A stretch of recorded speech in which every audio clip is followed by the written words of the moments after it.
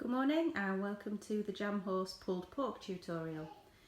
Please note that all of our surfaces are disinfected before use, and will be after we've used pork on it, because obviously they do carry a lot of bacteria.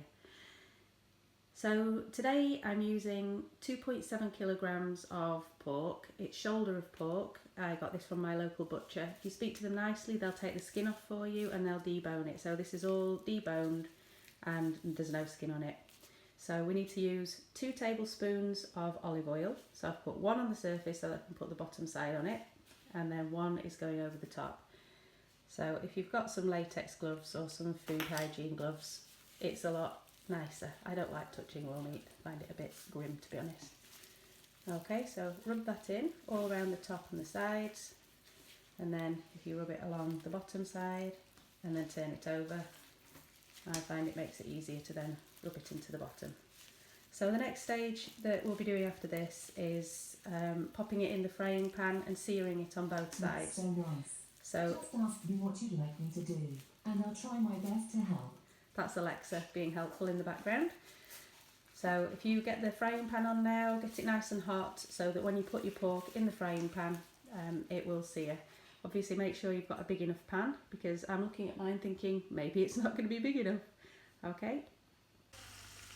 The pork's now searing on the top side, and then I'll be turning it over and doing the other side. Takes about 5 minutes altogether, as long as your pan's hot enough. So I'll come back to you again when it's nice and brown, and then we'll deal with putting the spicy meat rub on it. While the pork's cooking, we need to make the next stage, which is to pop the remaining olive oil in with the spicy meat rub. So I've got that in there.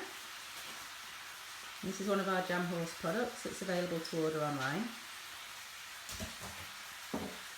They're £1.25, but if you buy them in conjunction with the chipotle molasses barbecue sauce, it's £1. And we'll pop a teaspoon of the olive oil into there and then give it a mix around, ready for putting on the pork. The pork's now seared on both sides. I'd like to say thank you very much to Glasweed and Cantley, our local butchers, for providing this for us. This size piece of meat, which was 2.7 kilograms, came to just over £13, and when it's complete you'll see just how much pulled pork you get from it, so you do get a very decent amount from it.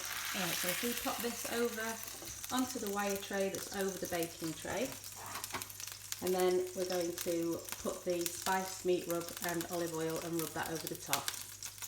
So I've got the seared meat on the wire tray with the baking tray, and to get the spicy meat rub to this consistency I've used 3 tablespoons of olive oil. So what I'm going to do is spoon this over the top and rub it in exactly the same way as I did with the olive oil, and then I'm going to turn it over and then do the same underneath. And there we go, one oven ready piece of pork. I'm going to put a cupful of water in the bottom. A few drips did go in the bottom, so what I did was wipe the bottom out. So now we've got to pop 1 cup of water in the bottom of the baking tray, and then I'm going to put the tin foil all over the top of it. As we go through more of these tutorials, you'll learn a little bit more about the history of the Jam Horse and a little bit about our family, I suppose.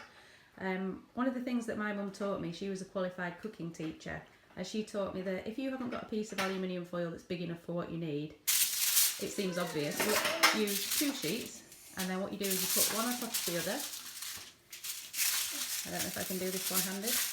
And then you fold this top edge over like that all the way along, and then you fold it over again, and I'll show you what you get in a minute. And it gives you 1 big sheet of aluminium foil, pretty much as big as you need it to be. You can make it, so you don't need to worry about getting those extra wide ones that cost a fortune and you can't put them in your cupboard. Just do this. Thanks, Mum.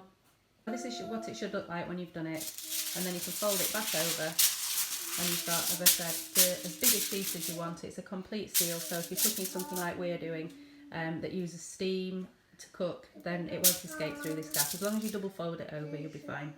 Right, I'm going to put that over the pork now, and then I'm going to put it in the oven. It goes on the oven at gas mark 2 for 5 hours. That's the pork wrapped in foil and ready to go in the oven. As I said, it goes on gas mark 2, which is 150 degrees C, or 130 if you've got a fan oven, and that'll be going in for 5 hours. So I'll see you in 5 hours. So here we have it after 5 hours in the oven. Let's see what it looks like. Try not to burn myself with the steam. Okay, so there we go. Now the next thing that I have to do is take the joint onto a plate and then tip the water into, well, the juices into a jug, and then I'm going to leave that for a few minutes so I can take the fat off the top. And in the meantime, the next job is to pull all the pork apart using 2 forks. So because I'm one-handed, I need to let you go for 2 minutes whilst I do that. Okay, so as you can see, I've done about a quarter of the meat now.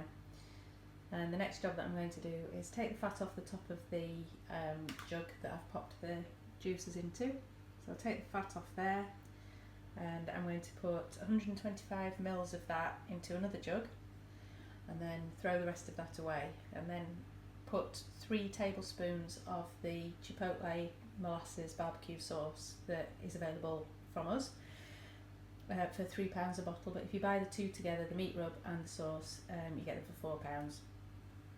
And then I'm going to tip that over the top of the meat. So I've put the shredded pork into a container, and I've tipped the 125 mils of the meat juices without the fat on top, and 3 tablespoons of our Jam Horse Chipotle molasses barbecue sauce in with it, and tipped that over the top and mixed it in. This is about, I would say, probably a third of the meat, but I like it spicier, so that's why I've put more on a smaller amount. Anyway, I'm going to pop it in a brioche bun and put some coleslaw in it, and I'm going to eat it. So I'll show you what it looks like in a minute. And there we go, that's the finished product, and I'm going to go and eat my tea now. So good luck with trying it at home, and if you've got any questions, just message me or write on our wall. Thanks.